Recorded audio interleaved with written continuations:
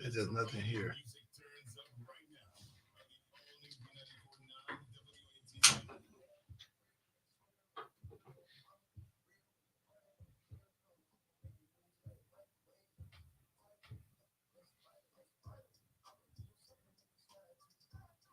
I think you might have gave us the wrong.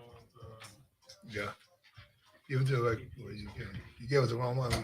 That's what I got. We got a 404. There's nothing there. Oh, hold on. I think we messed in that. I don't think that's an R.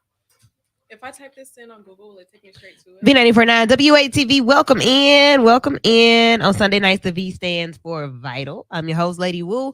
Got the crew in the building. Tell us who you are. What's going on? It's your boy, Ready Eddie. Y'all know what it is. It's your boy Dwayne, Big Daddy, the meat at the top. So I'm in the building. All right. And we have a special guest, the intern. You want to tell them your name? Hi, my name is Marshall Dye. Marshall, welcome in, girl. Thank you. We look forward to sharing some time and space with you and seeing what you have to offer tonight. They'll get to hear you. That's big because I think people used to be mean to interns. And you can't get on the mic. You can't do this. You got to do this. Go get our coffee. Go get. Not here. We're going to be vital about it. So welcome in. You all will be hearing her voice tonight. And I got the gentleman in here with me. I'm always excited. These are my partners here. It's about 12 people that are a part of the crew, but I think I got the best two tonight. Don't tell them I said it. So happy weekend to all of you. Hopefully you had a great week. A lot of things happened this week, which means that we have a lot to talk about.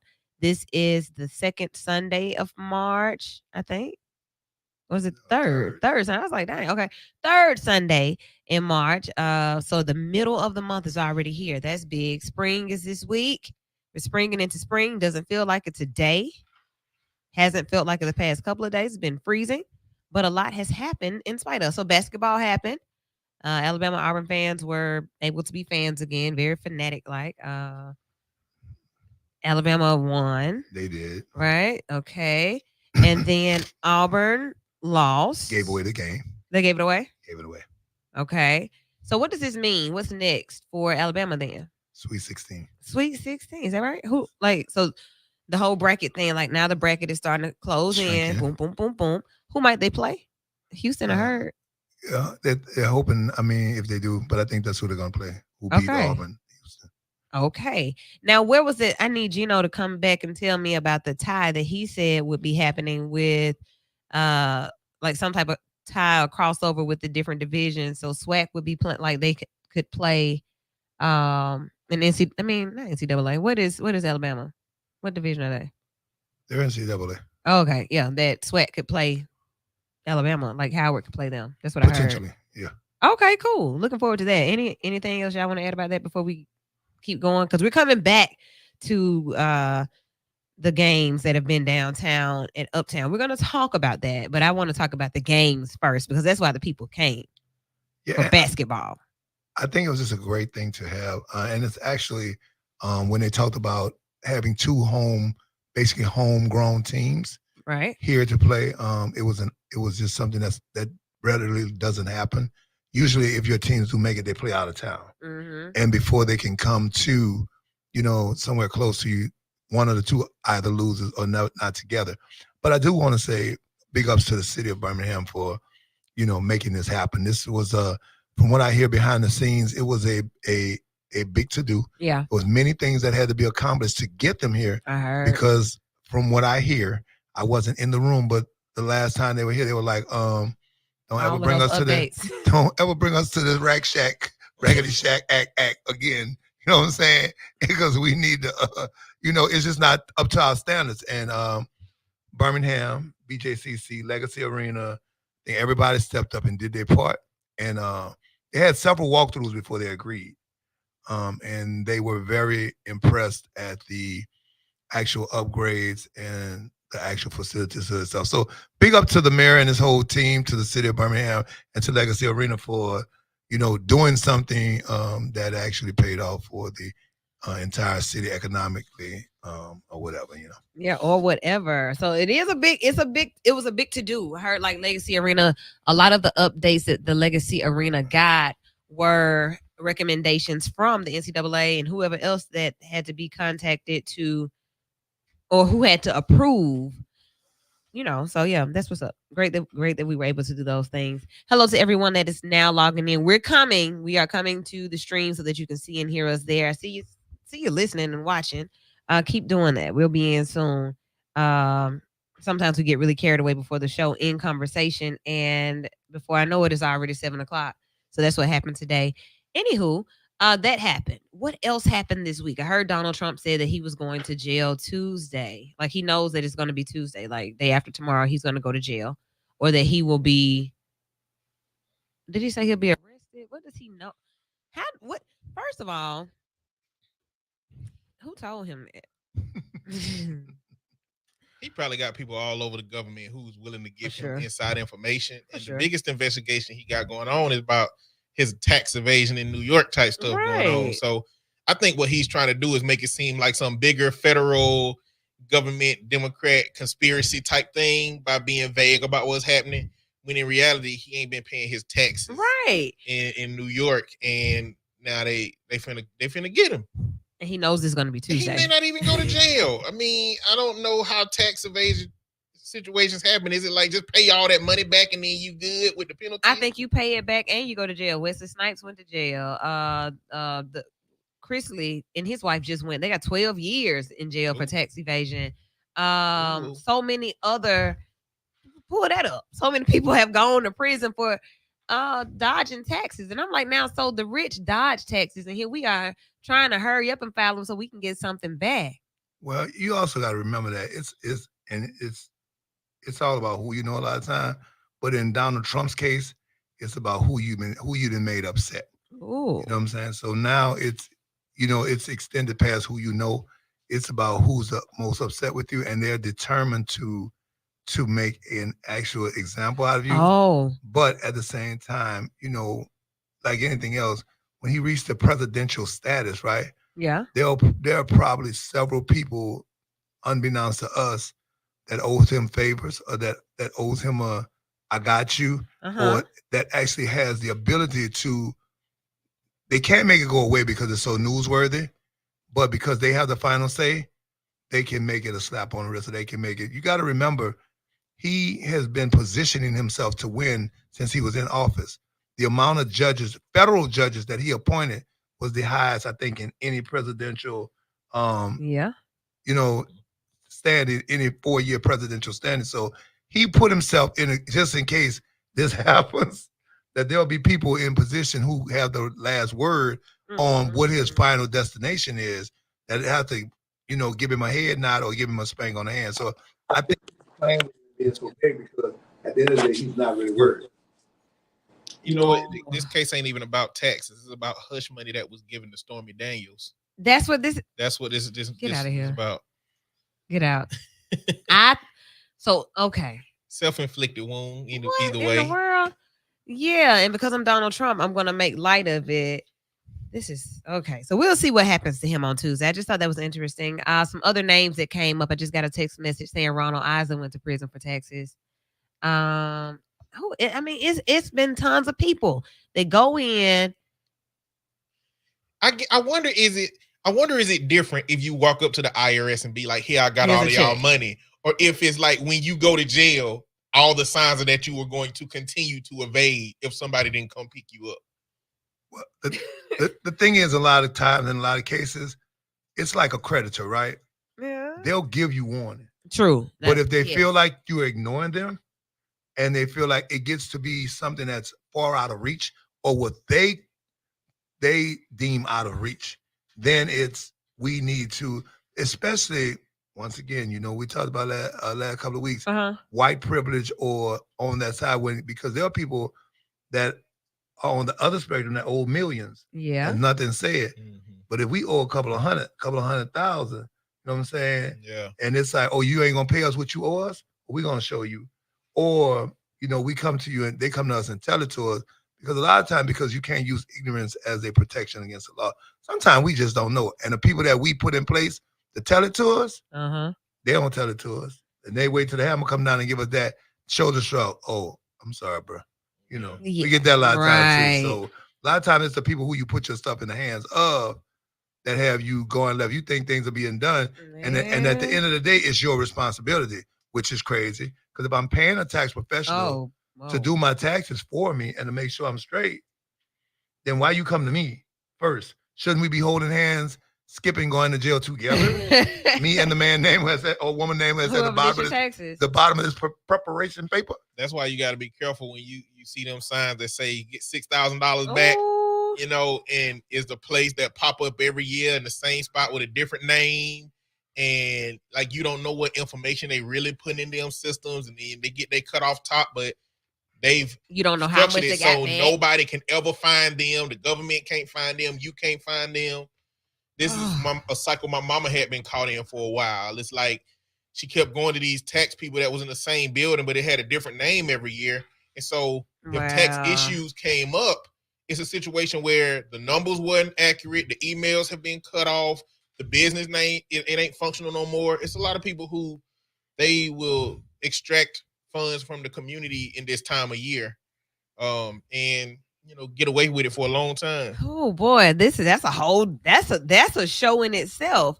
Hey Chris Wilson, how are you?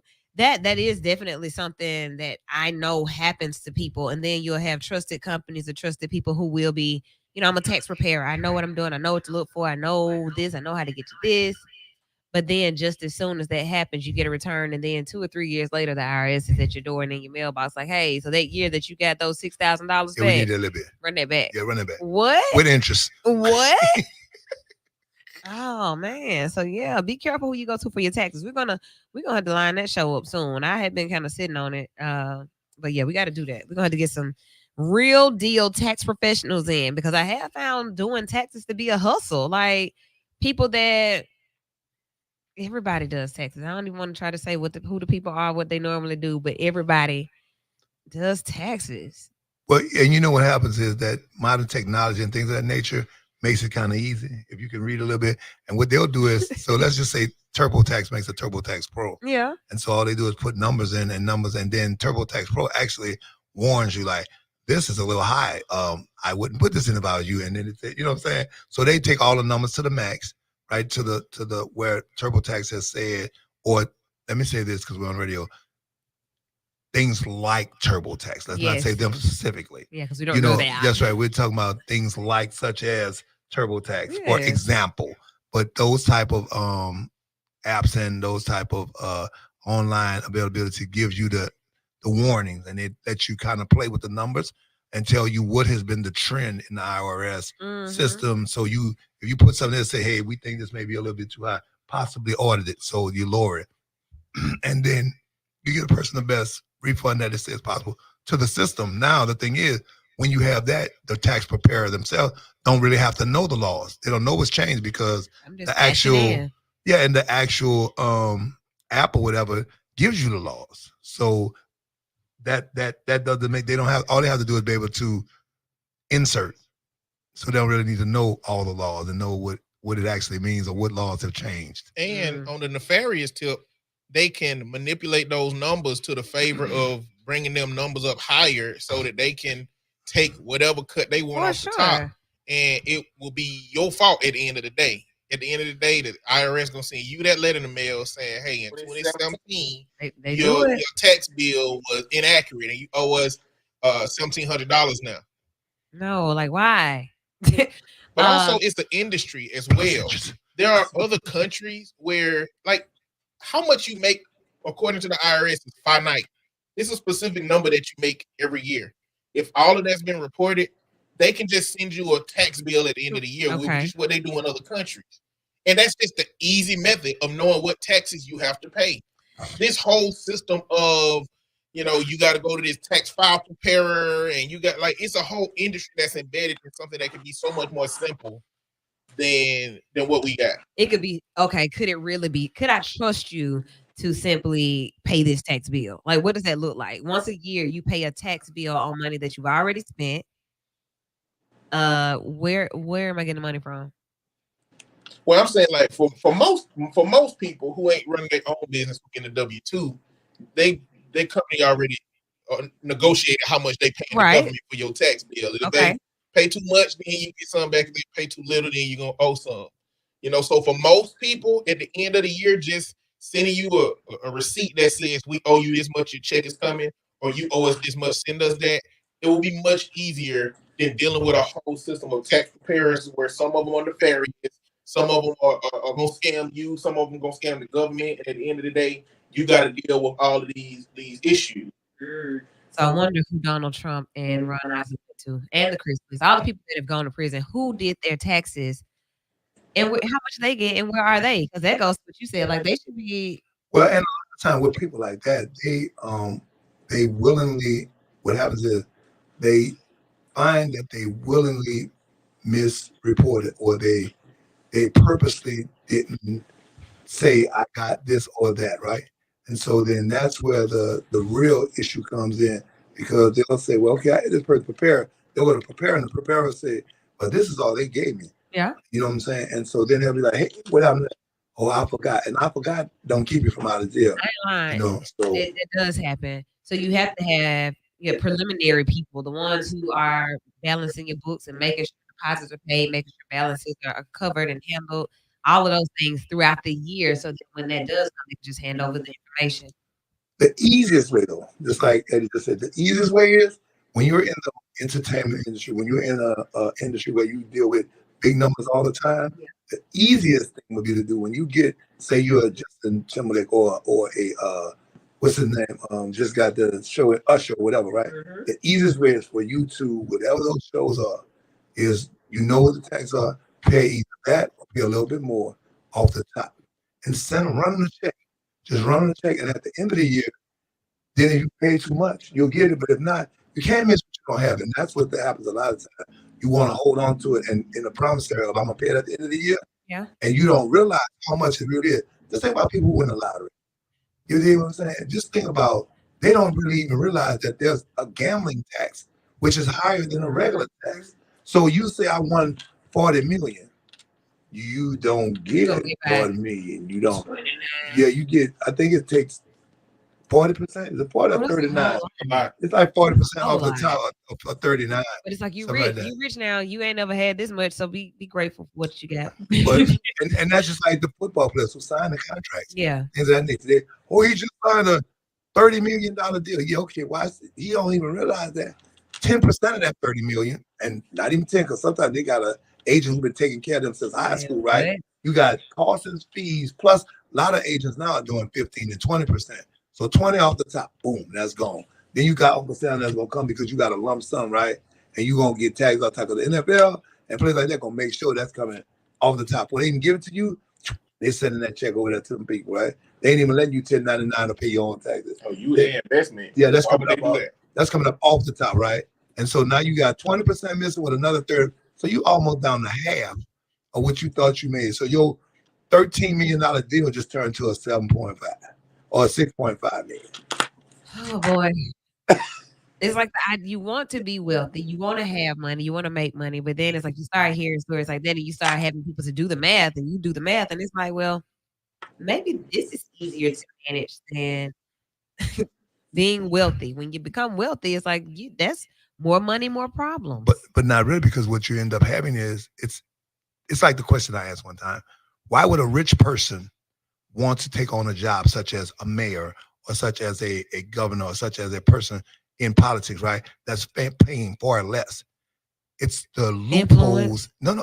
But it's the loopholes and the things that are structured for nonprofits, corporations, and people in that nature that you may not have the actual making the actual money per se per week, but you have the ability to create something that will pay you back, or that you can like subsidizing. You can buy now acres of land, put a goat on it and a horse, and call it a farm, and get the actual rebate of having a farm. Yeah. Subsidized. So now I just went from purchasing a farm, put a goat and a cow on it, called it a farmland, right? And now I get more money back from having it than I paid for it. Oh man. Yeah. Donald Trump. That's what Rick Ross got like cows because of that. Okay. Yeah. So learning about these things and then making your money work for you. You may not have millions of dollars, but it may not take millions of dollars either. It may just take a few thousand. So that's how we kicked off the top of the show. We're talking about money again this week. I found out last week that the big banks didn't really bother your bank because you only bank at like, what did y'all say? Navy Federal, banks that weren't affected by smaller credit unions. Y'all weren't affected by that. So you should have some money to be able to get you a goat and put it on a land and have you a farm. Yeah, basically. The resolution of that situation last week is that the federal government basically took over the bank, and also overnight at Congress decided to insure more than the $250,000, which brings up a lot of questions about our government, because I thought this stuff had to go through legislation. Like, what are rules that where they could just sit down in a room and just be like, we gonna change this without the people's input?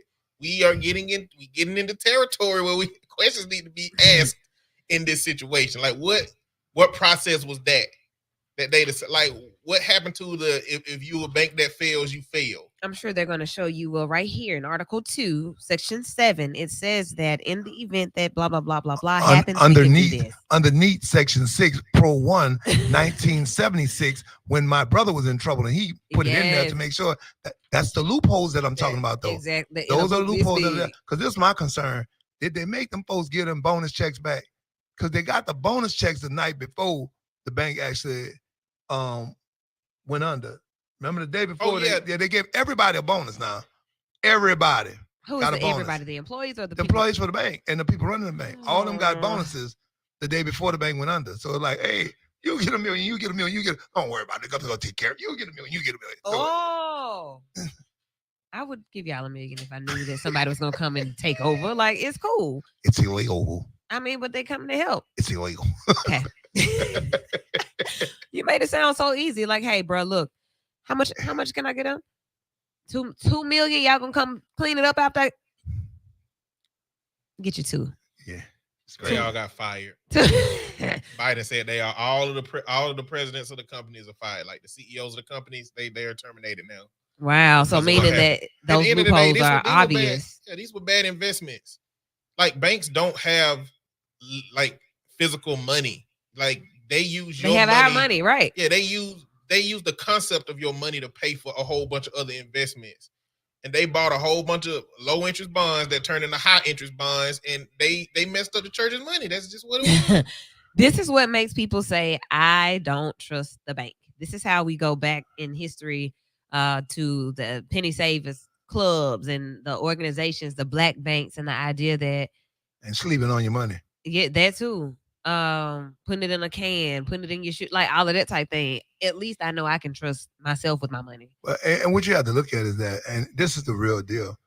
When you take a $10,000 IRA or CD out, right, and you say, I'm going to leave this here for 5 years, your number might be right now, I think what, 2.5, 3%, right? So they're going to give you 3% over 5 years. But why that's there for that 5 year? I'm going to take your 10,000, but I'm going to loan her 2,000 of it. Loan him 3,000 of it. I'm going to loan you another 3. I'm going to even loan you 3,000 of it on your own credit card, your own money. But then I'm going to charge you 18% interest on this. So in 5 years, I made 18% on your money 3 times. On my own money. So that's almost 60% I made off your money. And then in 3 years, I'm going to give you your money back with 2% or 3% interest. Not cool. You're listening to Vital on V94.9 WATV. On Sunday nights, the V stands for Vital. During the week, it's variety. And I think we have a variety, too, a variety of personalities, a variety of topics. Coming up, we're going in another direction. For the past 2 weeks, we've been talking about friendships and different things. It's just been coming up. And I saw something that sparked my interest that I want us to talk about before the show. That's actually the conversation that got us off track. So when we come back, we'll talk about that and much more. Stay locked. We'll be right back. I think we need some Houdini Friends in the background. You got that on the soundtrack? That Houdini Friends.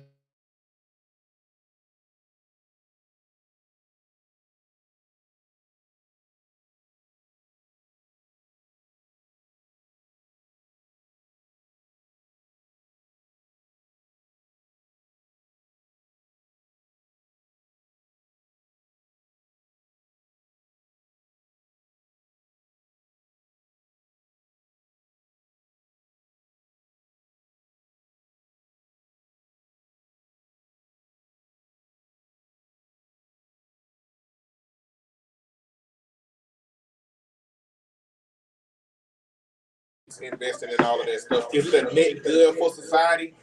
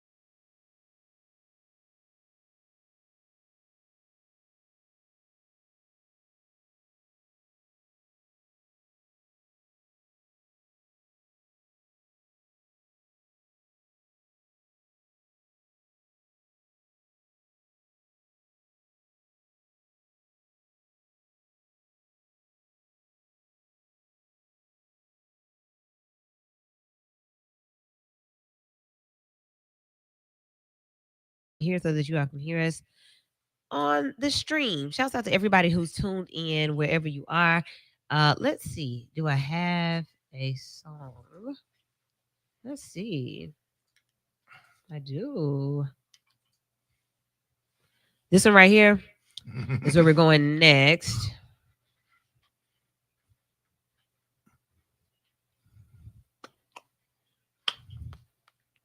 The ones we can depend on. Friends.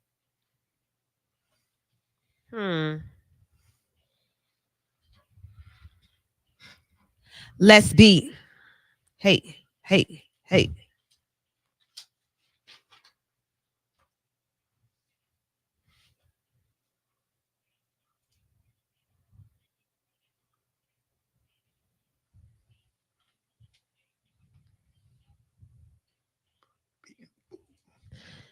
Okay.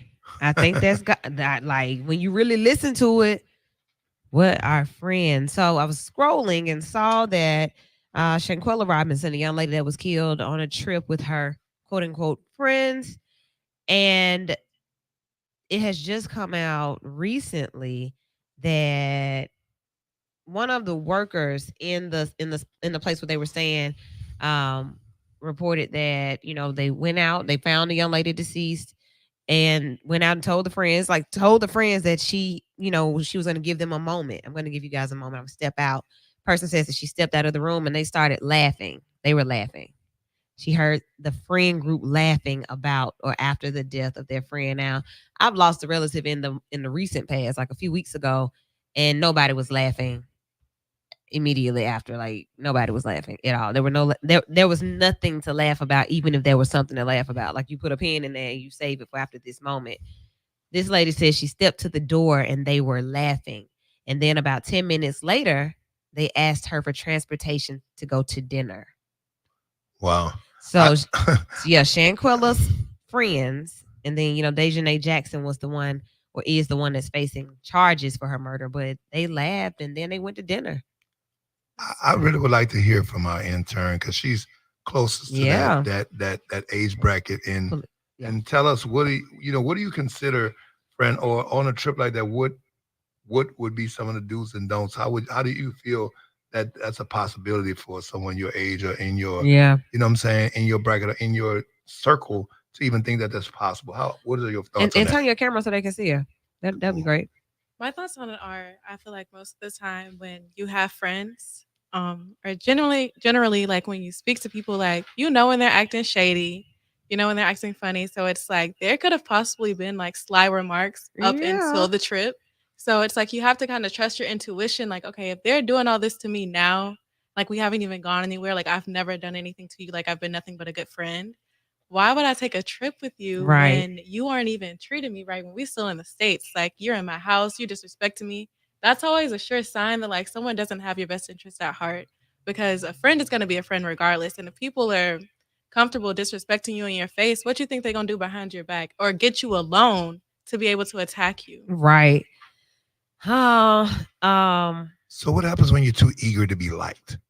You know, this opens up a whole Pandora box of mental state, all types of stuff and things that are going on within our community. And we we're vital here. So we're trying to actually, uncover or deal with some of the actual issues, because this wasn't this was a planned execution.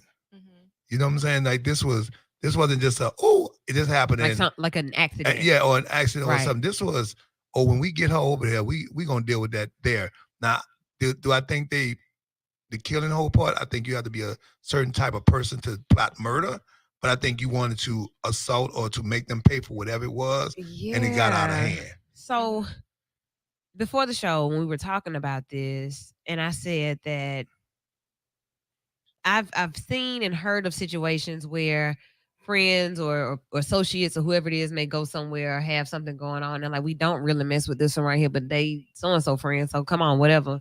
Like we aren't the best of friends with you, but if something happened, I'm not jumping in to fight for you.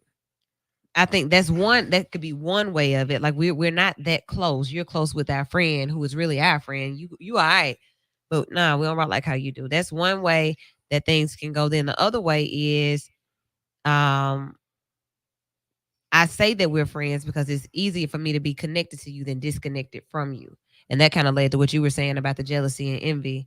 Yeah, but I also, in some of my research, I looked, and it was kind of like she was a cash cow. Yeah, she paid for the like trip. she had. So I got to play your friend, but you know what? You really working on my nerve. You really, once I get over here, I'm gonna really show, because I'm here now.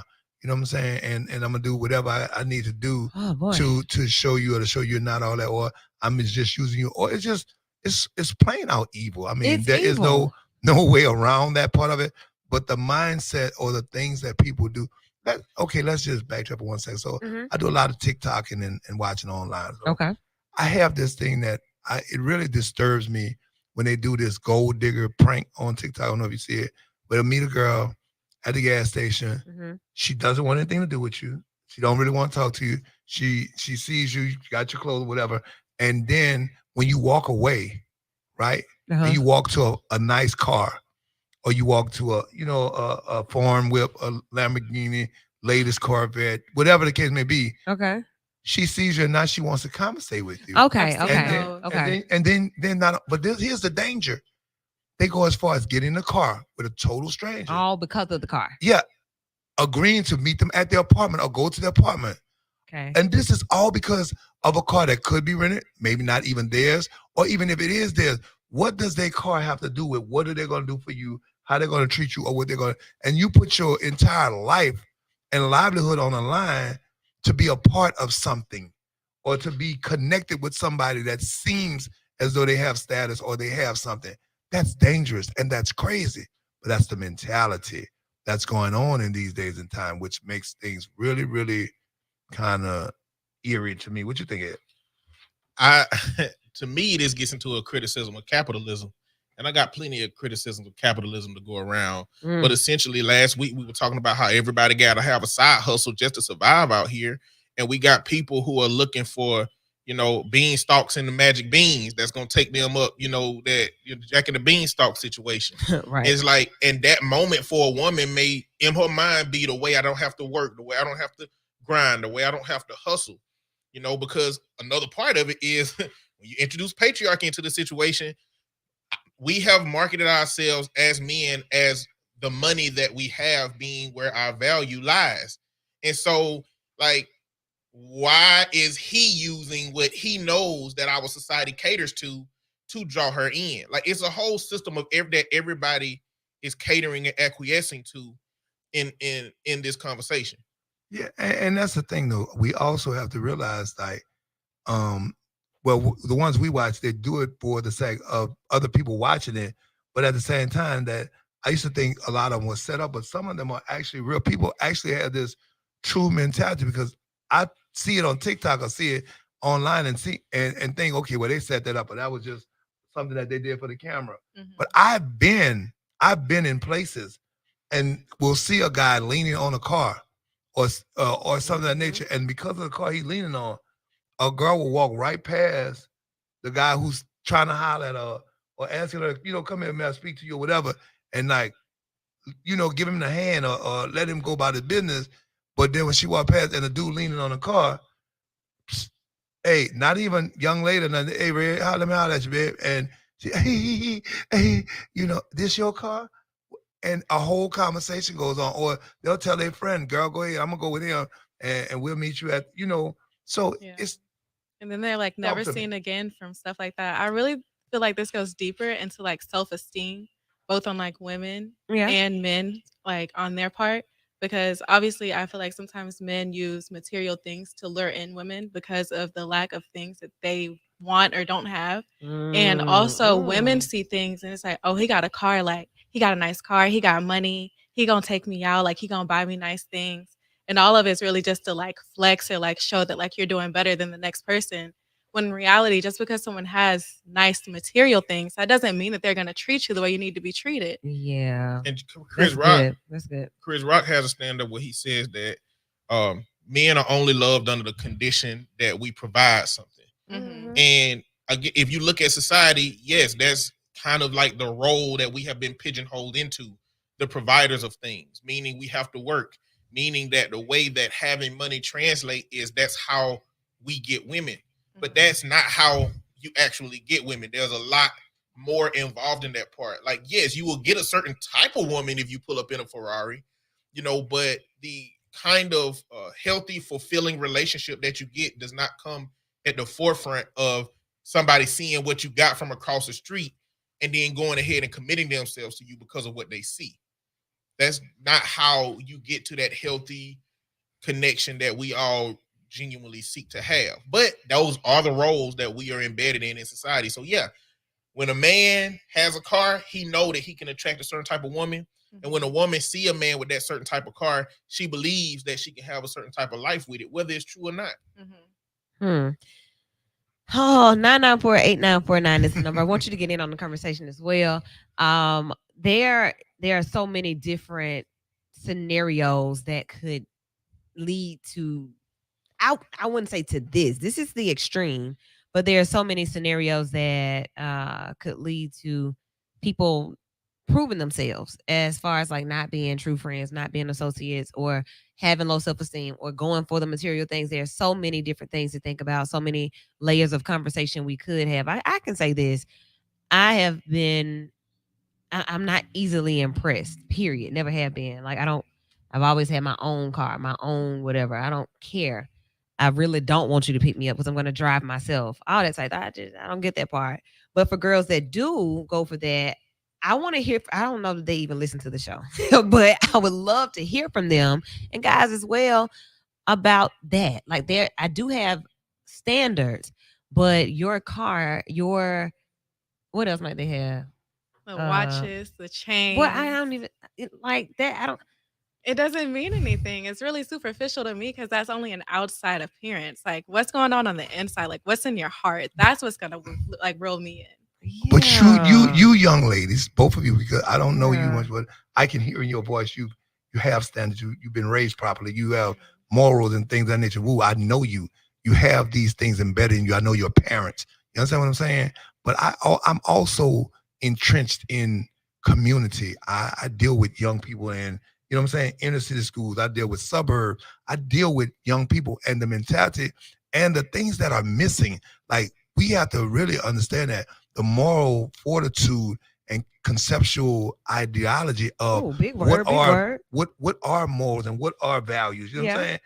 They're truly like missing, because you living off the fact of somebody else's stuff says something about you. Saying it says something that you're missing something. It's saying that you actually don't have those things. And even we talked about the other week, who is like even the code of morals and things like that. When it was a code, when girls went out, it used to be, we come together, we leave together. Right. Period. I don't care how fine he is. I don't care what he look like. I don't care what he comes. If you're going out with him, you're going out with him next week. Because this week you came with us. Now you see people split apart. You see people, they go their separate way. They go, you know what I'm saying? Whatever it is. And, even with guys, it was like, hey man, I ain't touching nothing. I didn't roll myself. I didn't see you roll. Okay. And now I seen a dude the other day, hand a dude his cigarette. I'm like, bro, I don't, if we switching tips on a hookah, Why am I smoking a cigarette you smoke? Don't save me a short. I don't. You could take the short and the long of that. But you think about like the people that you would see doing that, and that, you know, you hate to say the caliber, but maybe the caliber of people that would do that. Like, Eddie, I understand that you really want to taste this drink that I have, but no, you can't, and you definitely can't walk away with it and bring it back. And I trust you. That happened to me before. God, no. Yes, I was at a like a little pregame here in Birmingham. A little actually. kickback. Yeah, Okay. before we went out, and this girl that I knew, like that we were like just drinking or whatever. They had like some juice there, and she was like, "Can I taste that?" And I was like, "Yeah." Like I'm not finna take it back. Like once you have it, she walked away with it, and I was like, "You're weird. Why would you could have just went and got your own drink?" Okay, maybe she didn't. Okay, see, but you see what I'm saying? Yeah. Not caliber. The give me a good word. Mindset. No, caliber. I'm gonna stick with that. to Dwayne, you just bought me a drink the other night. But I always tell people, I say, do you? I'm like, hey, you can order it, or do you? And I've asked people that before. I said, you know, you don't have to trust me to get this. You can go order it. Okay. Or I can, or you. Matter of fact, if I really don't know you, come with me, because I don't even want somebody to say when you got sick or something happened that I was the last one who bought you a drink. Yeah. Yeah. You know what I'm saying? No, I'm not even bringing that to you, because the person at the table might want to drop something in there and you know, give you something to take you out of your mind or whatever. I don't want you to. I don't even want to put myself in the loop. And so you have a lot of people who don't even think to that point. I'm a thinker. I really, I kind of, I overanalyze sometimes, but I process a lot. And it's like, okay, you with no, come on, get your own. You have to. But situations like this, you have to always be thinking. You always have to look around. You always have to ask questions. You always have to be, if you're going to really celebrate, you need to be with people that you can trust to be able to connect those dots for you. It's a lot to do to stay well, to stay alive. And I'm just thinking about Shanquella Robinson. I want to go on a trip. And I know a lot of times the thing about going on trips is that everybody, all of us, all four of us in the studio will one day say, well, yeah, let's go. Then I say, okay, boom, deposit due next week. So now it's down to 3 of us. Then I say, all right, second deposit, and we're getting the rooms now. And somebody says, well, yeah, I'm going to have to sit this one out. Something came up. Now it's 2 of us.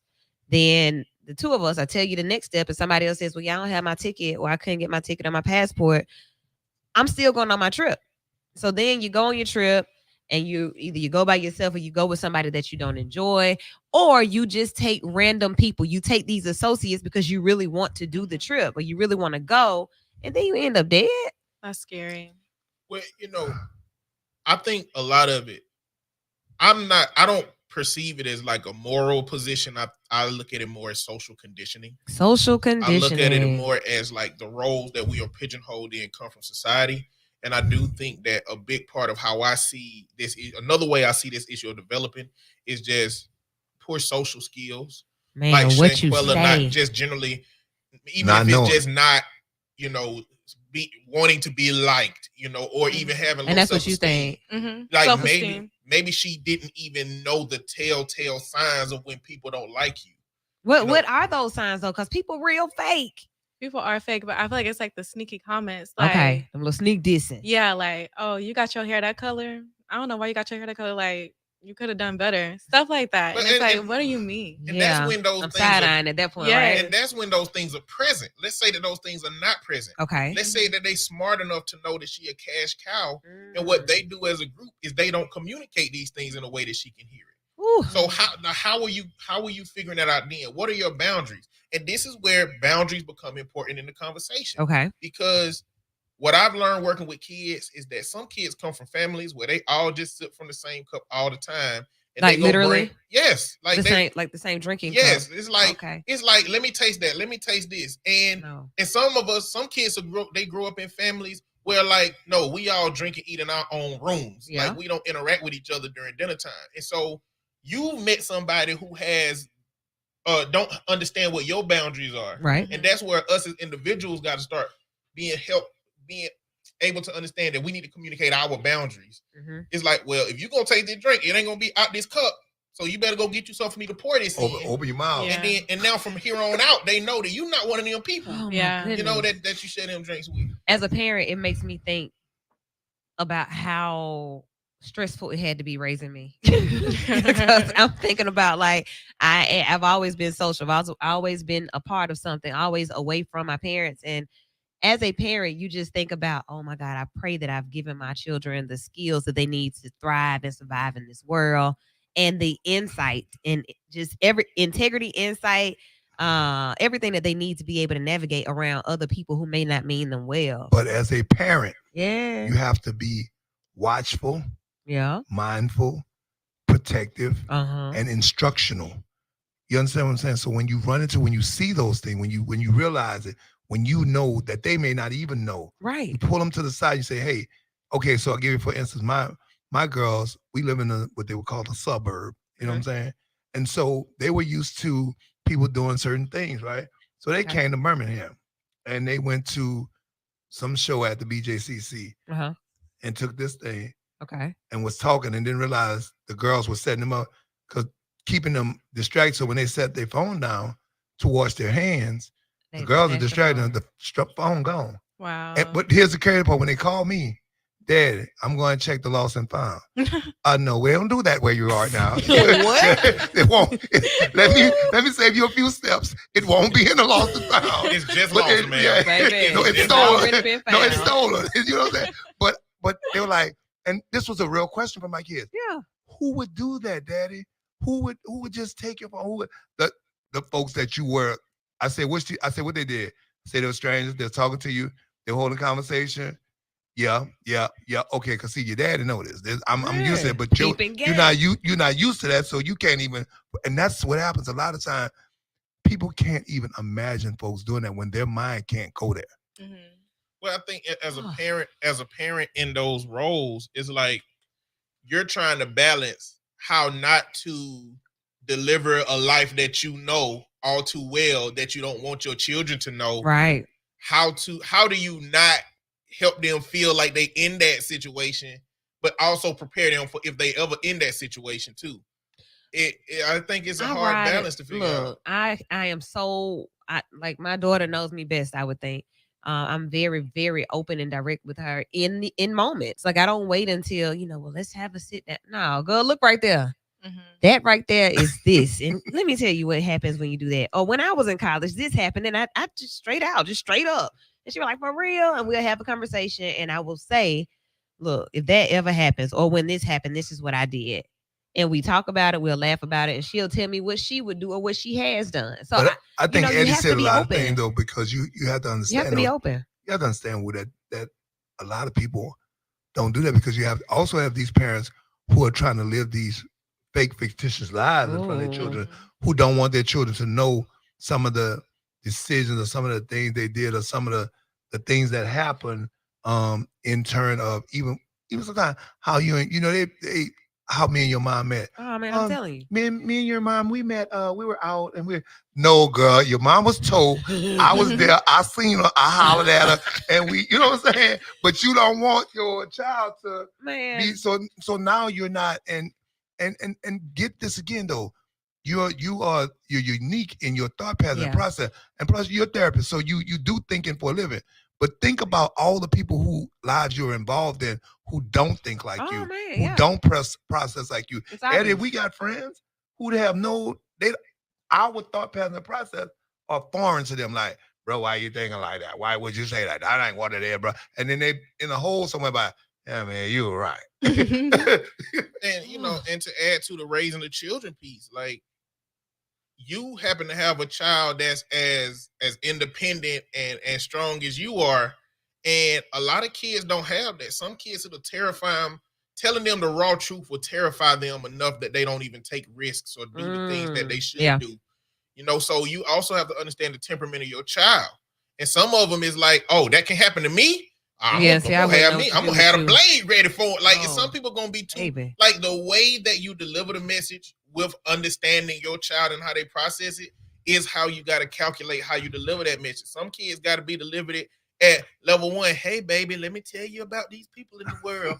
And sometimes it got to be delivered at level 10. Listen, you got to be ready, right? And you got to understand which one of those messages your child will absorb best. So we're talking about children, but before we go to the top of the hour, I want to talk about adults.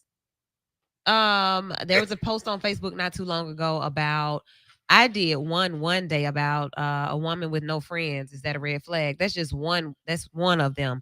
But there was actually a post about how you all were planning trips, or just somebody posted they're going to Jamaica and you on a trip with people in Jamaica that you don't even know. And I think at a certain point in life, you start finding things like that okay because there's shared interest here.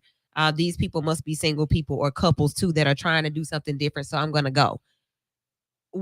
Are there differences with, I guess, between the generations, or the decades, like 30, 40, we may do something like that, 50, 60, now we're not doing that? I think what happens is sometime, because you have older generations who still aren't thinkers, who still are childish in nature, who still are living through what Eddie said earlier, trying to impress folk and trying to, be everybody's friend or have a certain status and want to, buy everybody's friendship. So I think if you don't get a good mindset and a good foundation, you'll carry over your childish behaviors into your adulthood. But I do think that there are different people who, like, there are groups now that they call themselves travel groups. Yeah. Where since they're by themselves, they get with other people in each group. But it's about your investigation. It's about you doing your due diligence with this group and still being able to have the skills and the survival and the ability to be alone or be by yourself and notice these things. But a lot of people just, they don't have the survival skills. It's just simple for me to say people don't have street savvy or street survival skill, or even they can't survive at home. If you can't survive at home, don't be running to other countries with stuff, because recognize game, and people see you look like you don't know how to survive. That's like when you go. I tell the people all the time downtown in Birmingham at the Civil Rights Institute or walking through the park. Hey, bro, take that $900,000 camera up and stop taking that random dude to take you on a walk around the park and up the street and in an alley talking about, and you think this you right okay. Here is Will Shuttlesworth. Watch this cop, man. If you don't go, did you see what I talked about that on Facebook? You going down here to the Civil Rights District getting a tour from somebody just lounging in the park, but they don't know, and you want to be nice because you don't know what's gonna happen if you're not nice. Oh man. But when you're in another city, you should structure that. You should say, listen, this is what I want to do. How do we do this structurally? I'll be seeing them randomly, and they think that they can conquer the world, but you can't. And if somebody's there and plotting on you, I used to teach people how to be safe in cities. I used to tell them what to do. Tell people. I walked up to a girl one time. I said, I'm going to tell you something. You just stopped here. You got out your car. You put your purse in the back of the car. You walked off. And you went to the place. I said, now, if I seen you do that, now, if I just seen you do that, see that guy over there with that brick laying next to him? He saw it. That brick is for your window when you go, so he can pop the trunk and take everything out of that you just put in there. He just saw you do. Saw you do it. And things of that nature, just that simple. When you could have did that at the house, make sure you had everything but your lipstick. Because you're not a criminal, don't mean criminals don't exist. Yes. Somebody's wondering how we got to this. We're talking about Shanquella Robinson's friends, quote unquote, laughing. It just came out, one of the people that worked at the resort where they were staying was speaking out and was just like, yeah, I walked out of the room to give them a moment after getting the news that Shanquella had passed due to her, as a result of her injuries. And she said she walked out to give them a minute to process it. And she closed the door and they were laughing. And then about 10 minutes later, they called her and said, hey, we wanted to see about getting some transportation to dinner. What? It's just crazy to me. And it also makes me wonder, like, did the friends look up the laws in Mexico, like crime laws and stuff, to see, like, okay, if we take her here and do this, like, we can possibly get away with it because they take this amount of time to prosecute, and this amount of time to do this and that. So it just makes me wonder. The fact that you would even be thinking that. And this is where character comes into play for me, is I don't care how close anybody is to me. If we are all on a trip together, regardless of how close we are, I'm not going to allow you to just wail off on somebody as they did on looking. I would not allow anybody with me to do that. And so the ability for people to allow that girl to get beat up the way that she did, and to be as nonchalant and callous about it when it came to the information about it, it's like you dealing with a group of psychopaths. It sounds like premeditated psycho. And this wasn't nothing that I still will stand by the fact that this wasn't nothing that just happened. No, this was definitely planned. This was premeditated, planned out. I don't know, ritual, I thought about that. any of that type stuff, sacrificial, whatever the case may be. But this was not an accidental. Oh my God, they're in there fighting and just let somebody be somebody to Pope. This was right, like a whole death came from this. Not a broken arm, not a pulled off snatch wig and a black eye. Death. I want to close on this part. Dwayne, you were saying something about how envy and jealousy are infectious, meaning that I was asking about how can one person make the rest of the group of people be that against me that they just watch. Like Eddie just said, how you may hate me for real, but dang, they gonna hate me too. I think we had a deep conversation, but I'm gonna do the simple form of it. How do gang bangers make other people follow a gang as leadership? How do I get you to put your life on the line to represent a neighborhood that don't send you a check, that doesn't take care of your parents, that doesn't take care of you, but you're willing to die for your hood? And on top of you dying for your hood, you're gonna make me your leader. So I bleed blood like you. Okay. I live and die like you, but you are so manipulated and convinced that I am so higher in you or higher than you that you're going to allow me to be the leader that is going to not only lead you, but ask you to do things for me that could cost you your life, whether it is actual death or penitentiary wise. All right. Still praying for the family of Shanquella Robinson and hoping that you all have taken something from this conversation so that you can be safe when you out here in these streets. It's about to be spring, like in a few days, and people are going to want to get out with friends, with associates, alone. However, be safe, be vital. Coming up, second hour, we're going to talk about the missing magic in this city. Yeah, I said it. We'll be right back. It's Vital, B94.9 WATV. Somebody call Randall.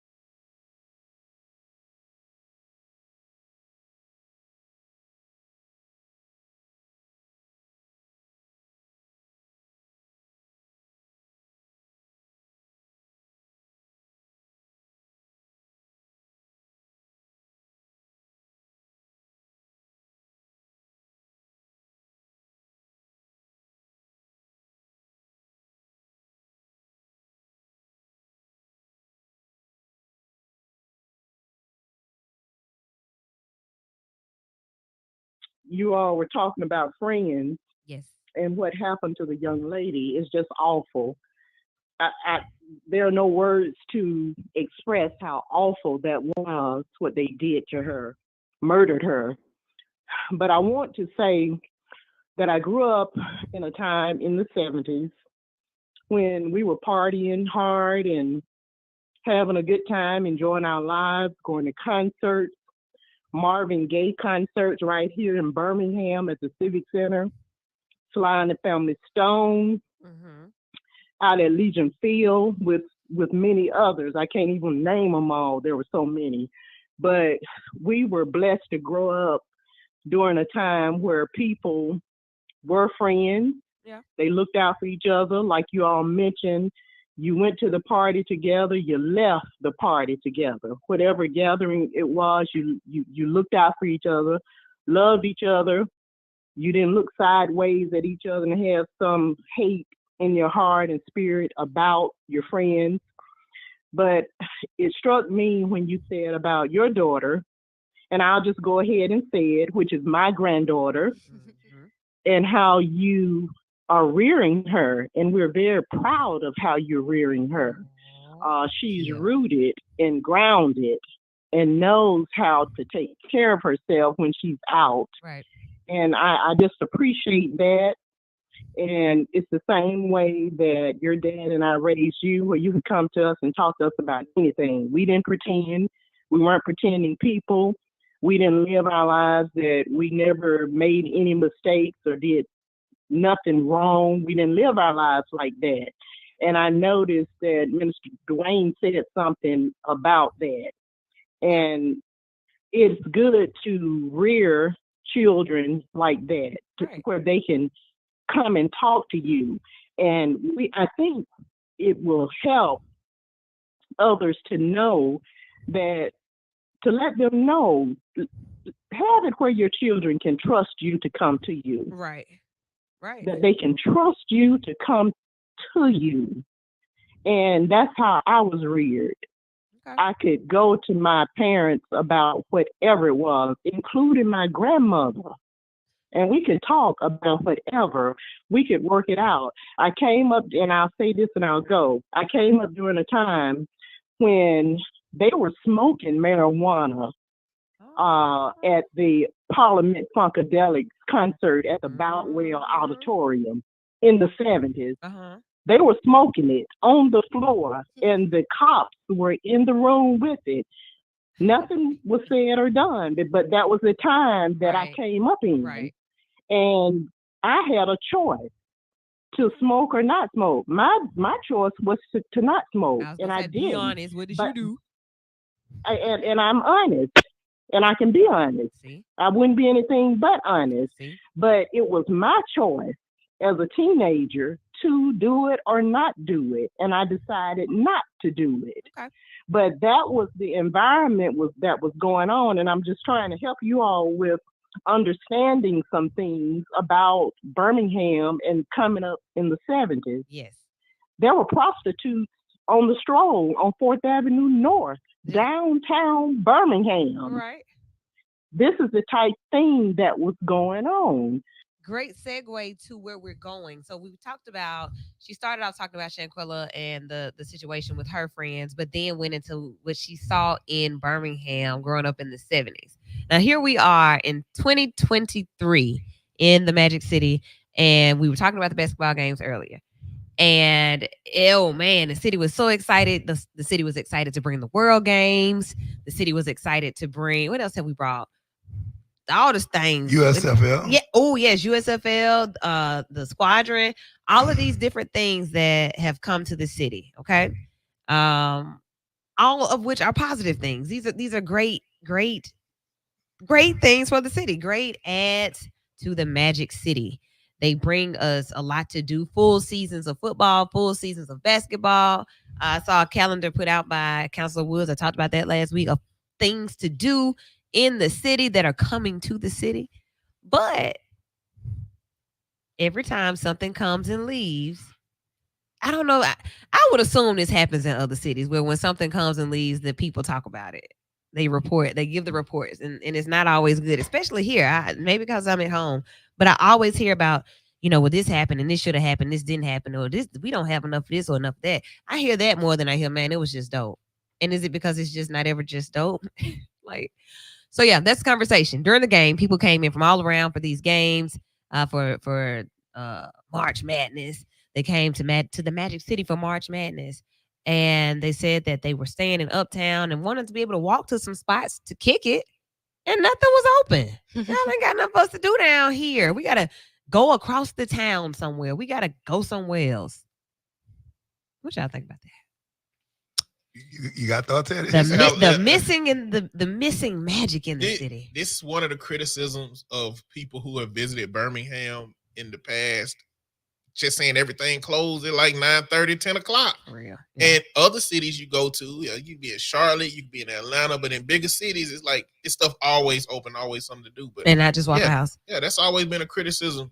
And it's like, we okay with it, I guess. You know what I'm saying? We ain't making no big fuss to have stuff open till 12 and 1 o'clock, but I just think that's what it looks like when you compare what other city politics and economics looks versus your cities. It's the compare and contrast of you mentioned Charlotte, Atlanta.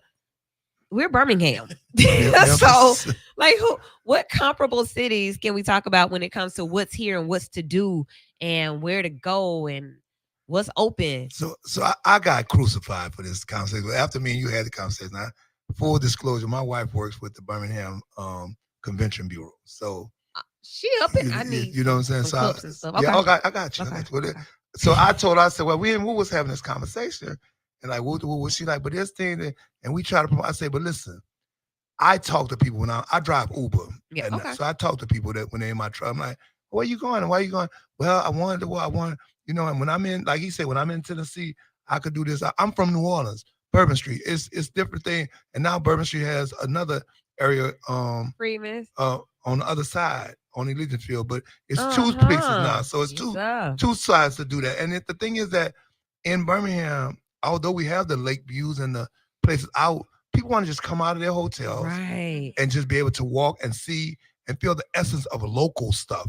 And I don't think that there's, we have our plum bars and places like that promote local shows at random or at time, but there should be somewhere where people can, first of all, feel safe to go. Okay. Yeah. Secondly, that it's I don't confined. have to find a parking space. It's confined to a certain area. These 4 or 5 streets gonna have police. It's gonna have lighting. It's gonna you're gonna be able to go in. The entertainment district that we were promised with the ability to walk around and walk with your cups and different stuff like that. And I love when Eddie said, because he's gonna know where I'm going with this, because the places that they are doing it at doesn't consist with local and it doesn't consist with us. Oh, okay. It's those other bars that get the permits. It's those other areas that get the ability to walk around and do what they want to do. It's the other areas that get to be toe up in the streets and yelling loudly. Man, then, but for Birmingham itself, I got to show y'all. People either drive back to Tuscaloosa, like with the games out here. The people came here for the game. Yeah. But those from Tuscaloosa went back to Tuscaloosa. Those who were here for the weekend, a lot of those folks booked rooms in Atlanta. They'd rather drive 2 hours and go back over there and do what they do, right? Yeah. Instead of staying here, because in their mind, there's nothing to do that makes it where you can walk to your hotel room or be within walking space to stumble back to your hotel room or whatever it may be. Okay, so go ahead and jump in, Eddie, if you got something. I think the next part to add to that is when you focus on and so the reason you bring in Charlotte and Atlanta is because Charlotte, they do conferences all over the city. Carolina do conferences all over the city. They are very well aware that there needs to be some kind of nightlife in those cities. Yeah. So when you focus on the economics of what it looks like to bring money to your city through conventions, through stadiums, through getting March Madness to take place there, like the next step is now, how do we build a nightlife so that people don't drive back to Tuscaloosa to participate in their nightlife? So they don't drive back to Atlanta to participate in their nightlife. Okay. And I don't know that that's a short-sighted thing. I mean, what you're seeing is over the years, Birmingham is building up to create this place for itself. So it's like the next logical step now is, how do we make people come here and feel like this is where you can come to experience? Like, how can Birmingham be an experience versus just a game, versus just a convention, right? Versus just a concert? How do we make Birmingham be an experience outside of those things for people to say, I remember Birmingham? Right. So here's my thought on it. This is one, and for those who are listening, know the powers that be. Here's my free one for you. Mm-hmm. So a lot of places have blocks, right? Right. But we've given away a lot of the territories or the blocks that would be able to be taken or taken over within walking this or whatever, right? Mm-hmm. And I found out that the development of Uptown was supposed to be just that, and then the developers fell out, and so we just filled in with things that were there. We were supposed to be a house of blues. It was supposed to be entertainment. It was supposed to be stuff there, right? It was supposed to be a local Taylor Hicks and somebody else restaurant there. Okay. But all that stuff fell out. But here's my thing. Take one building, right? You can take one building, one of these hotel stuff that you've been giving away, and take it and build a multi-level experience, different types of rooms, different types of music, different types of experience that, and then you have one place or one destination that will give the experience of Birmingham. You'll be like, man, I've never seen nothing like that nowhere in my life. What defines Birmingham? So I'll start by asking that question and then add this to the conversation. When you travel, you have to go other places to get ideas. So a lot of people don't go outside. They don't go anywhere else to know, well, okay, this is possible. This happens in other places. The people that do go, they come back and they have the resources to build these things, to invest in these businesses. And that's why they have them. And we say that we don't now. That idea too. Well, we don't really party with them because it's not the same experience. We don't really go over there because we go over there and we, like you said, we partake in festivities and we end up a little whatever. I'm scared to drive back from over there. And then me walking with my cup with my homeboys looks different than him walking with his homeboys with their cups, right? So it's all of those different things that you think about in a southern city. However, I went to Austin, Texas. I want to say that was 6th Street. That was litty. It was super lit. Bourbon Street, you name that one. Beale Street. I've gone to what was it? They be lit in the Smoky Mountains. Come on, people. Like everywhere has a street. Now Birmingham has 1st and 2nd Avenue downtown with different little spots that are nice spots. But then when you want to look for the urban spots, you have to come down a little bit to Legion Field. So it's like a whole picture of what this looks like, right? The protected stadium. Remember, it was so much controversy about that coming, but now look what's around it. You are in walking distance to 1st and 2nd Avenue and to all of the downtown stuff. Not to say that it's open, but it's there. Then in order for you to get to some of the urban stuff, you come down to Legion Field. And then you have 1, 2, 3, 4, 5. You have about 6 spots right in that area along 8th Avenue and in that spot.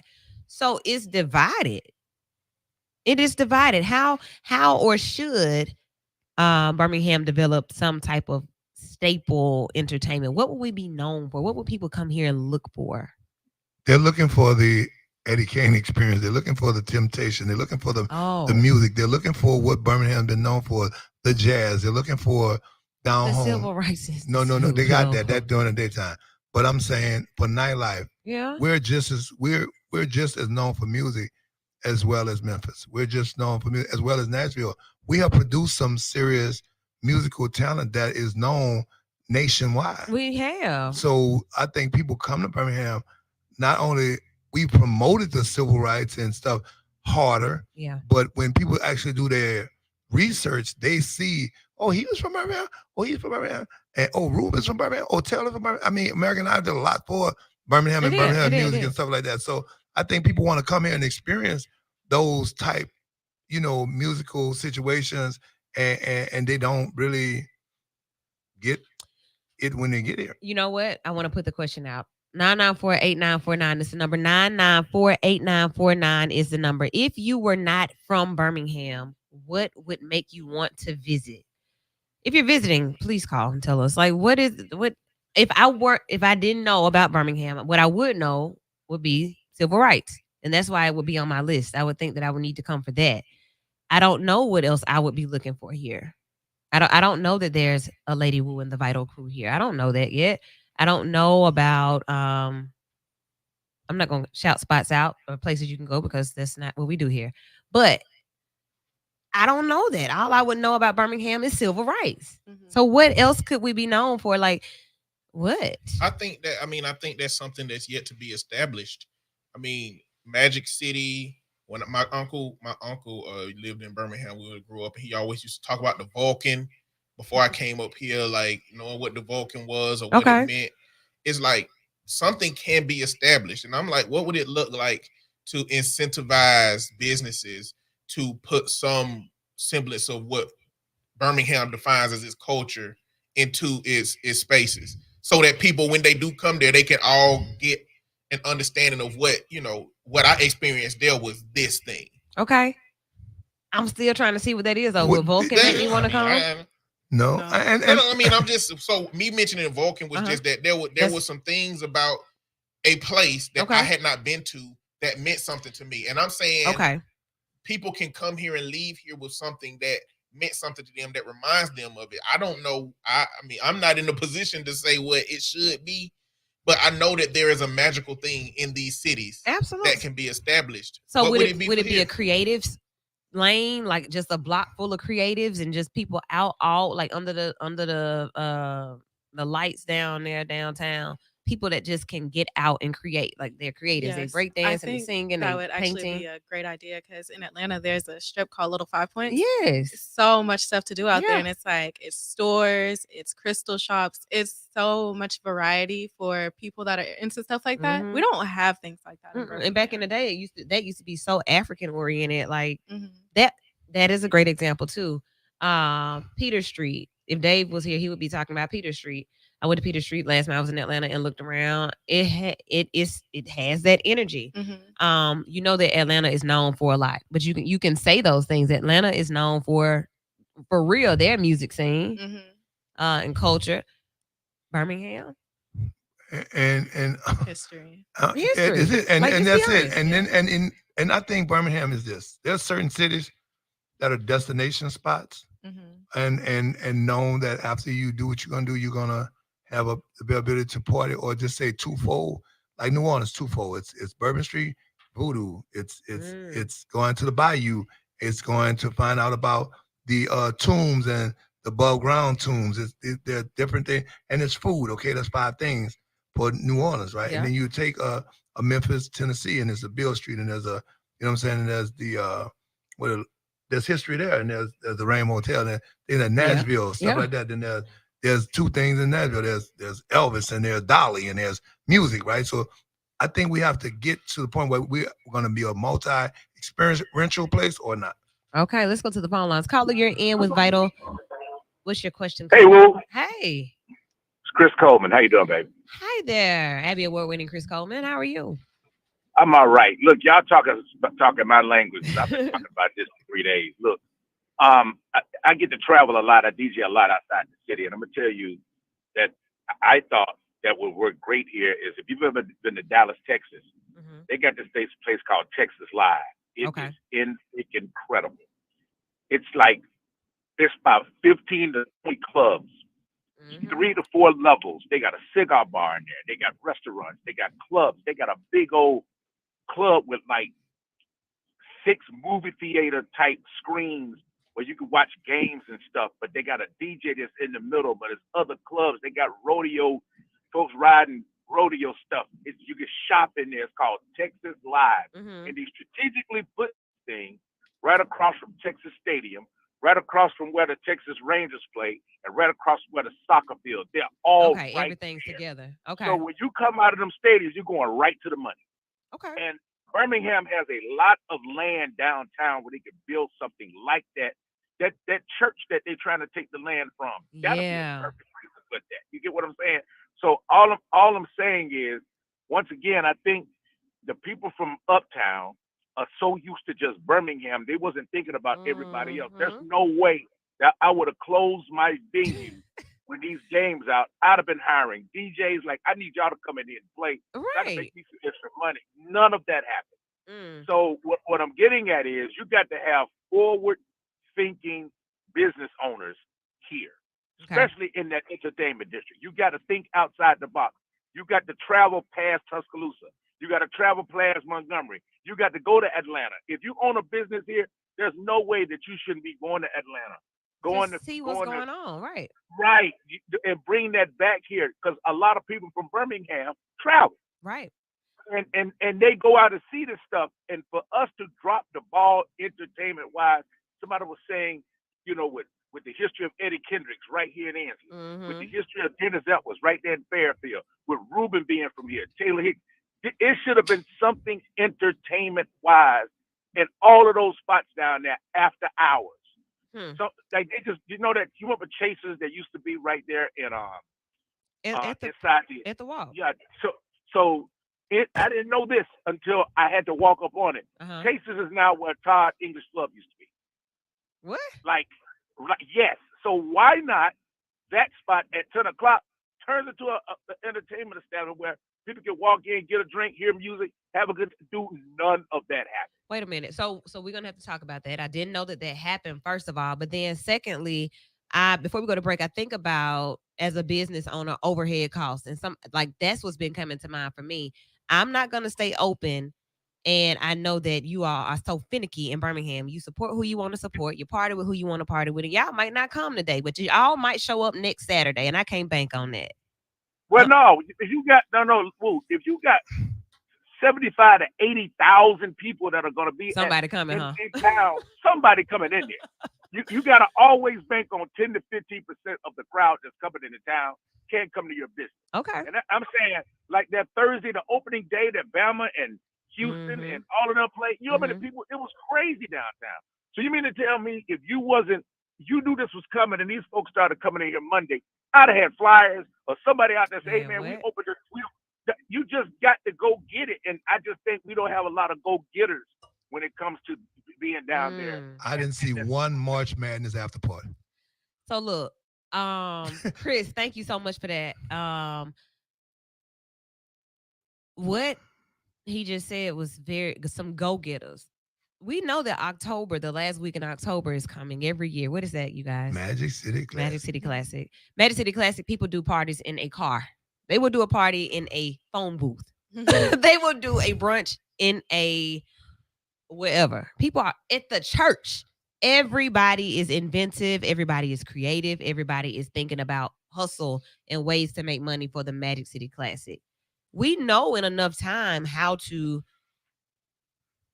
provide opportunity. Everybody's having a party for Classic. Everybody's trying to decide what night they want to do it, what the theme is going to be.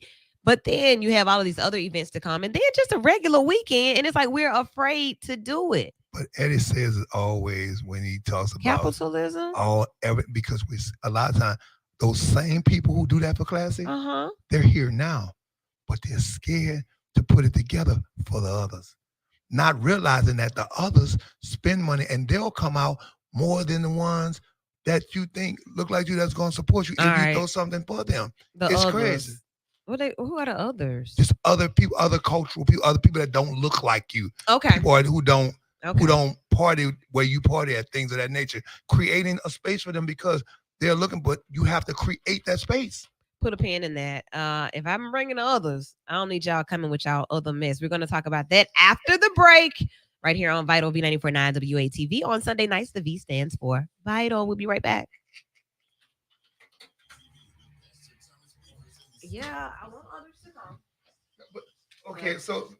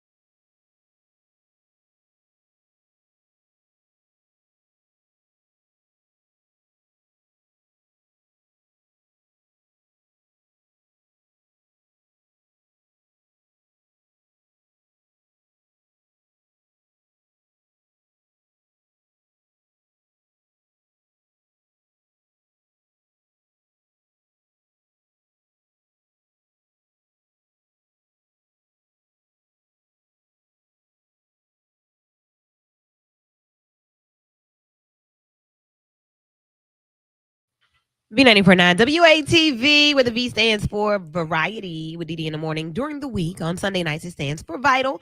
You all have really been into this conversation. I appreciate it. This is one of the ones where everybody can say something. So before we go to what you just said, Marshall, when I made the post this week, I was talking about Wednesday night. My girls and I went out to celebrate another one of our homegirls' birthday. And we went to a new spot on the south side. I'm not going to give them any pub because they ain't giving me none, okay? But yeah, we went there. It was a dope time, enjoyed ourselves. And when we left, it was still rather early, or either we were just feeling festive. I don't know. But we ran into my big brother, Dwayne, okay? But that's where we ended up. We had in mind, no, we didn't. No, that was right. We started there, and then we said we're going to go and bounce around a little bit to get something to eat. Yeah. And to drink and to still be festive in the same space. We wanted a space like that.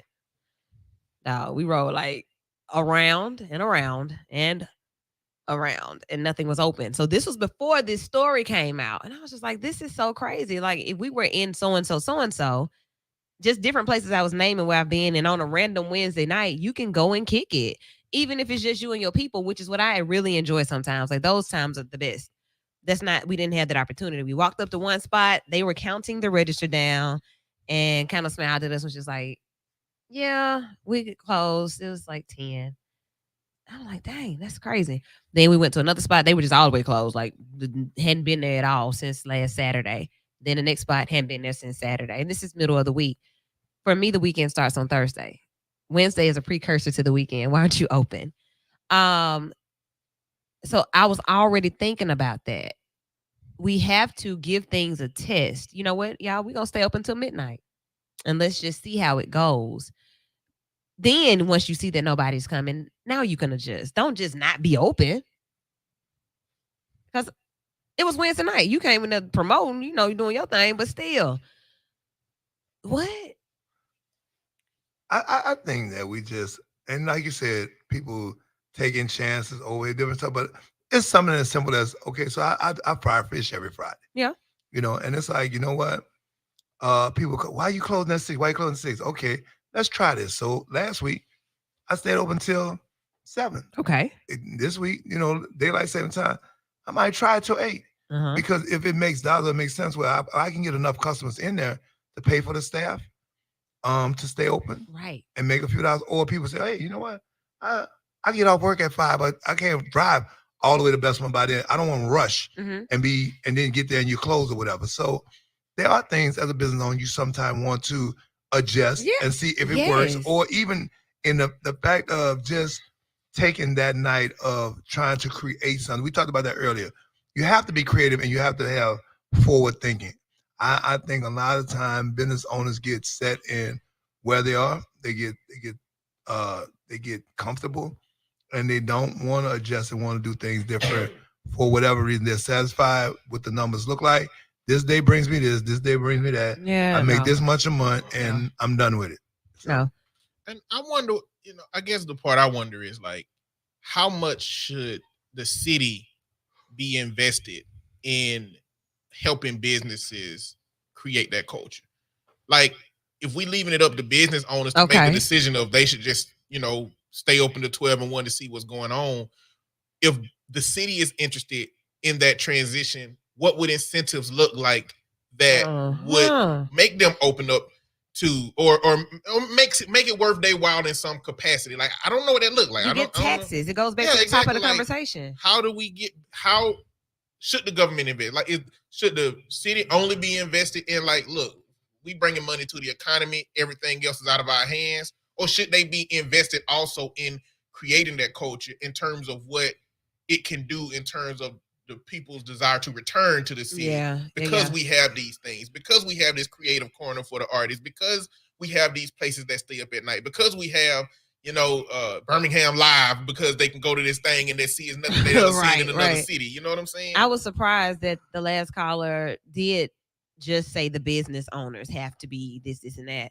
Because as a business owner, I know that you need insight and support from government, and then particularly from local government, because they know You have to go to them for licenses. You have to go to them for zoning. You have to go to them for permits and everything that it takes to get your business going. You have to go through the city and the county. So, like, yeah, you should definitely be involved because at the end of the day, that money is going to circle back, and you're going to be trying to collect these taxes. I think for big events like this, I think it should be some type of incentive for you. And also, I don't know if any of you ever watched the Sugar Bowl, right? Mm-hmm. So when the Sugar Bowl is in Louisiana, when you have these big events like this, the crazy part is that the television networks looks for things to put on in their cuts and in their things and where they visit. You'll see a certain food place on there. They went there to do it, and you'll see a CBS Sports do something from a certain place, or you'll see cuts from Bourbon Street, or they'll send a camera crew downtown. Like, why? Because they know the people are going to be there. They know it gets you free television. It gets you free national publicity. So, no, right then and there, the city may not get from, but if somebody in a whole nother town see what a great time somebody else had because the actual network showed these other places and spots. I mean, just like the things when sometimes we've been on the national spotlight on several talk shows for several small restaurants. You're like, what? That's America. So now when they come, it's like, I get phone calls. You know that place? You familiar? Yeah, I do know it. Mm-hmm. Because when I come through that, we need to go there because I seen that on TV. I seen that on this talk show or that talk show. And the internet brings you worldwide too. So there are people like right now, even with the things that I produce, I have customers in England. Yeah. You know what I'm saying? Amsterdam, Australia, people who found out because of the internet. So even that helps you and helps things going. If you produce something that said, this is what we got going on in Birmingham and put it online and make people interested in it, which should be a production of the local government. Yeah. I just thought about a place that never promotes and it's always open. No commercials, no coupons. Well, they do a coupon every now and then. They may send you something for your birthday. But Waffle House.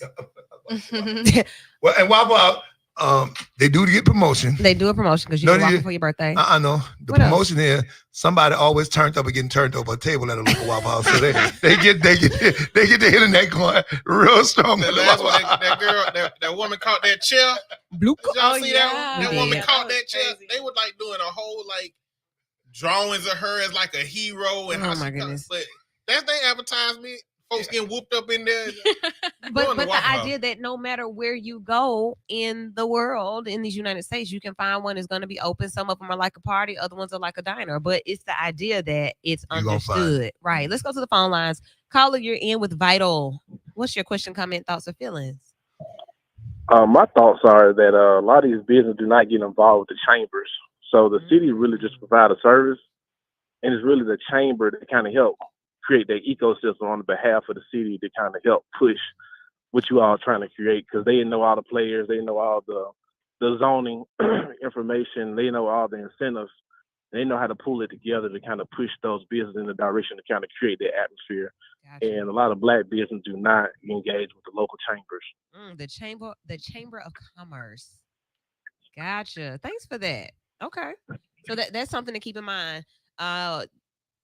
Operating your business on the back of a paper bag and napkin notes, as I call them, that's good for vision. But when it comes to really putting the work in and making it do what it's supposed to do, get involved with the chamber, get some insight, get some consult.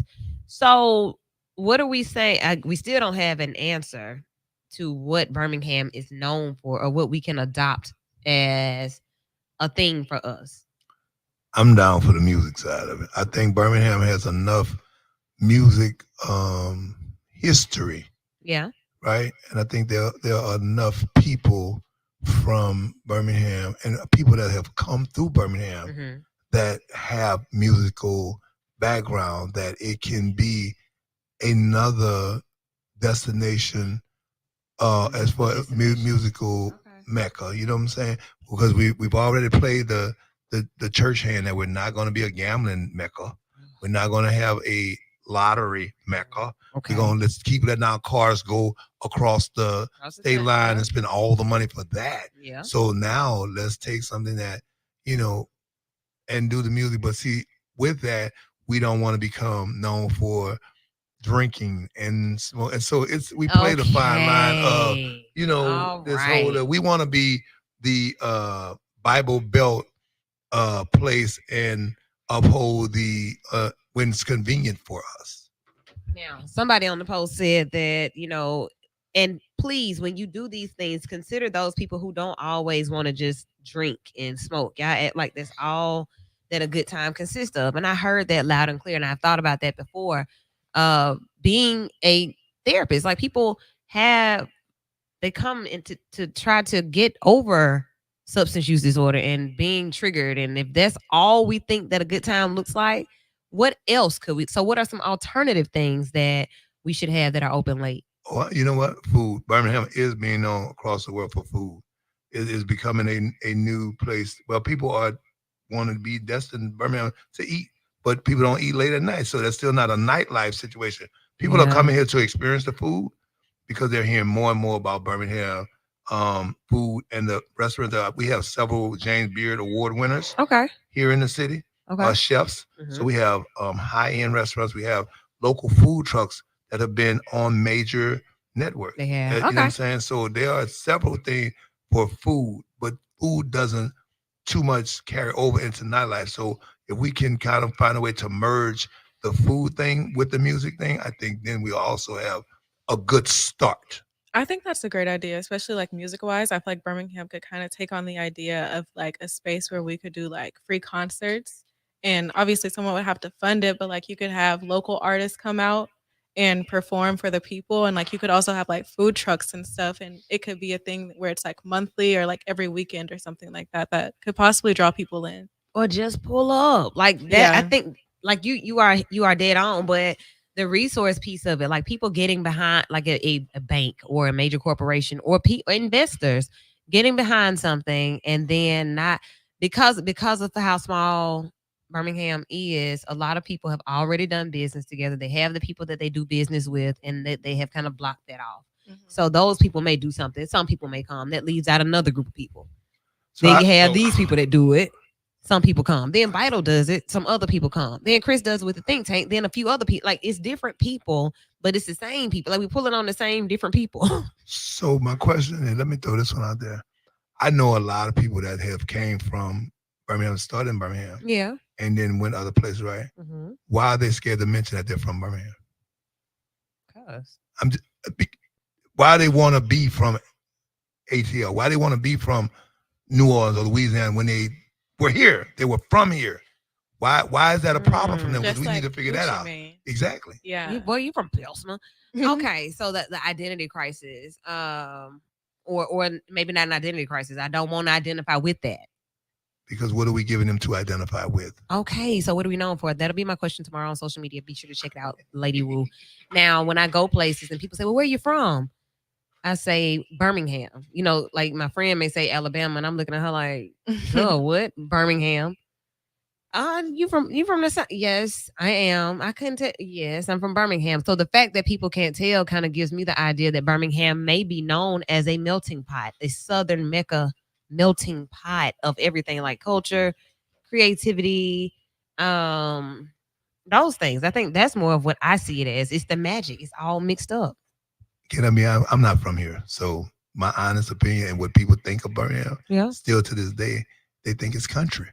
And they think they still think that I own a cow. They think that I'm on a farm somewhere. And I know it's far from the truth, but this is what they get outside of there if they don't visit. And this when they come here, they still kind of get it because they feel like it's slower. They feel like the conversations are different. And then when they go certain places, I mean, when you go into towns, we talk about not drinking or smoking, whatever, but when you go other places and you can experience different things, but then you come here and people are harassing you or doing things to you that you like, are y'all serious? This y'all doing? Y'all tolerating this still here? And it's like, so then you get that stigma and you get that experience and people like, nah, bro, I'm going there to go see that play. We passing through. We don't even want to stop there when we pass it through. We rather stop in Tuscaloosa, and that's only because of country. Alabama. I know, but you're stopping there because of the school. Okay. Because I work at a retail store, like I talk to plenty of different people, and some people are like come in, they're traveling. I ask them where they're from. I spoke to 2 people in like the past like month and a half. One was from Miami. Okay. Another was from Chicago. So the mom and the daughter from Miami were saying that they felt like Birmingham was a ghost town. Nothing's open past 10. There's no nightlife, nothing to do. The woman from Chicago was asking me like, where are some Black-owned food spots? That's all y'all got for the Civil Rights Museum. What do y'all do out here? Are you gonna like, do you like living here? It's just like they come here and it seems like almost like we're stuck in a time zone. Yeah, that's it. Yeah. That is it. So look, that's good. That is really good. And then you do get experiences like that where you work, and in those places where people come in. I may just need something. Even that, we have basically 2 malls. Mm-hmm. For real, two major shopping malls. What? Yeah. Okay, so that's one thing. While you were speaking on that, I started to think about the idea that when I was in Vegas, the Vegas Strip is the strip of all strips, right? Is that what we all think? It's been promoted as that. It didn't turn me. Okay. It didn't turn me totally on when I went. I was just there. I was just there a few months ago. I was like, okay. I was there in May, and I'm like, okay, so I did it 3 nights. I don't have to do it again. I didn't. That's not one of the places where I said I'm going to make this an annual trip. Now I will say this: Mm-hmm. when I went to Vegas, I got an opportunity to see 2 Chainz in the club across the street from the. I don't know, Were you there in May? Yeah, it was like my birthday. I think it was. He was there in May. Yeah. Okay. But now that experience, because in my former life I ran nightclubs and I've been around nightclubs. That club experience was like. He was at Aria. Yeah, I think so. Because it was 4. It's like you get up, you get on the elevator, get upstairs. So ain't gonna be all that foolishness, right? You get searched when you get in there. It was 4 pools inside the club. It was cabanas inside the club. It was a rooftop connected to an inside, and the sound system, bro. I got to be. I'm gonna show you after we get on. The sound system was so clear. It was crazy. That's it. So, but it had to have been the same time. So we were there for our class trip, and I was, super excited. And Vegas is Vegas, so what happens in Vegas stays in Vegas until Vegas happens with me. So had to put it in the book. Met a dude and told him I was from Birmingham. He's like, I never would have thought that. Like, y'all got horses and stuff. I was like, what? Not only that, was like, well, where is it? I was like, it's right next to Atlanta. Like everybody knows about Atlanta. So how don't you know that Birmingham is conveniently located right next to it? I stay telling my friends, bro, when you get to Atlanta, I can come holler at you. Oh, your How far horse? are you from there? And I'm like, bro, I'm 2 hours. I will jump in the car and come holler at you. No, like, you got to ride your horse to Atlanta because y'all got dirt bro, I'm roads 2 hours from you Birmingham. now. I'm 2 hours from you. They're like, 2 hours? Oh, it's amazing. Like, is this really what people still think of Birmingham? So with that being said, I wonder, is that where we are mentally? It is country. It is slow. It is. I think so too. And even when I was speaking to the woman from Chicago, I was telling her that like Birmingham is really the most urban part of Alabama. Like what you find here, you're not gonna find anywhere else in Alabama. And she was like, "Are you serious?" And I was like, "Yes." She's like, "I'm leaving now." Yeah. Well, you know what? Montgomery. The last time everybody done seen Birmingham and Montgomery and Alabama been in all of these movies that timepieces that take place in the 60s. So it's like their recollection of what Birmingham, Montgomery, any part of Alabama is came on a Martin Luther King movie or some Butler type or help type situation. That's like, the insight that they're getting. Yeah, like that's their image of that place. I mean, I guess it's their problem if they can't understand that like 2023 reality is different than a movie placed in the 1960s. But you know what though? Think about it. Wait. Think about the last 4 movies that's been shot with Birmingham base. None of them have been up to date. Break dancing and none of them been up to date. Have none of them been up to date? They exposed it. I mean, it was a baseball movie, right? There was a movie about the bombing of the church, the civil rights, the documentaries, whatever it may be. It's always something to talk about back in the day. There's nothing no movie that's come out talking about, hey, here's up to date, you know what I'm saying? Birmingham or I don't know. It's not. So it sounds like we are who we're going to be. And maybe there'll be some things that will come about. But for the most part, that is what we will always be known as. History, that's why you have to be careful what you do, because whatever you do historically will be what you're known for. So if that's what we do, if it's bull conquered horses and dogs and the bombings and marching in the streets and children's marchers, that's what it'll be. Facts. And that's what I was thinking when we first started this conversation.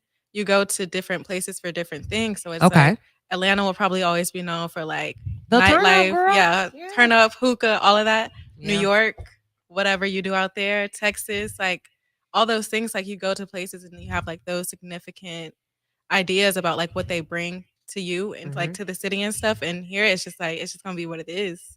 I will tell you my favorite place.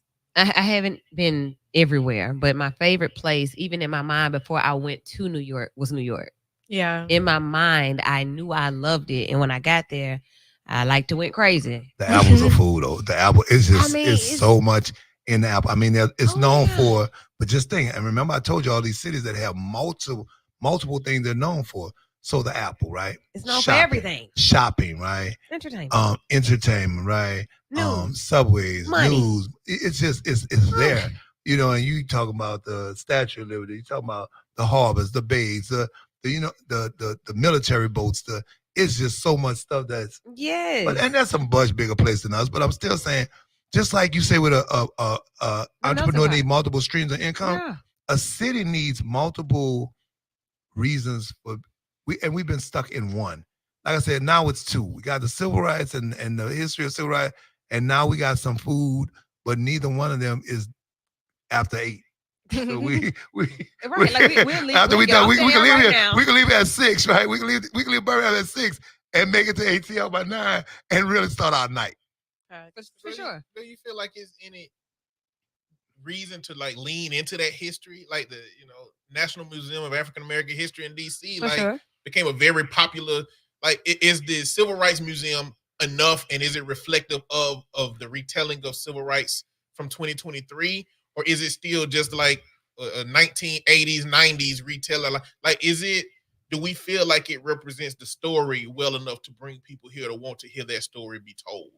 And if so, what else can be added to that story that makes this place somewhere to visit for that cultural relevance? Like, when you get here, you know that this is what you're here for, along with some other things that the city's put into place. But, I don't know, how does that fit into it? Because of civil rights, now you get the adventure to party with everyone. Party with the V. Yeah, like for real. So okay, that may be something to think about.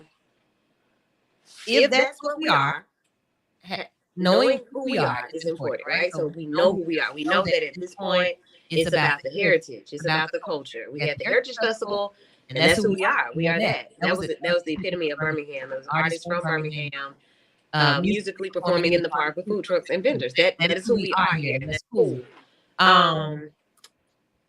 How can we make that be the thing that we're known for? Can there be multiple events like that going on at the same time and have equal amounts of people there?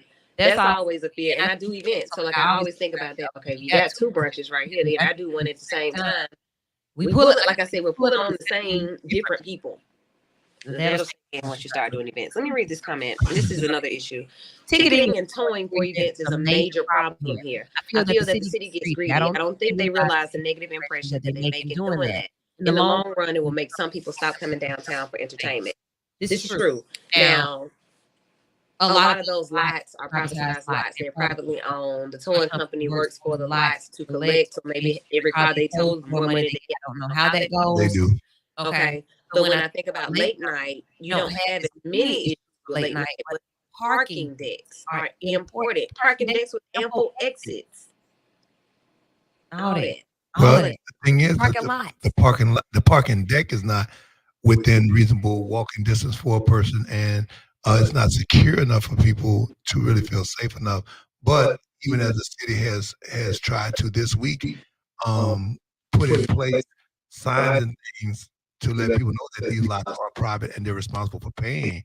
I think that the city still has a due diligence or a responsibility to govern and to make these people do the right thing. Because even if I'm mistaken to come to don't read the sign, who says I know how to read? Who says I know how to get online? And who says I have a phone, right? To put my download, you got to put together.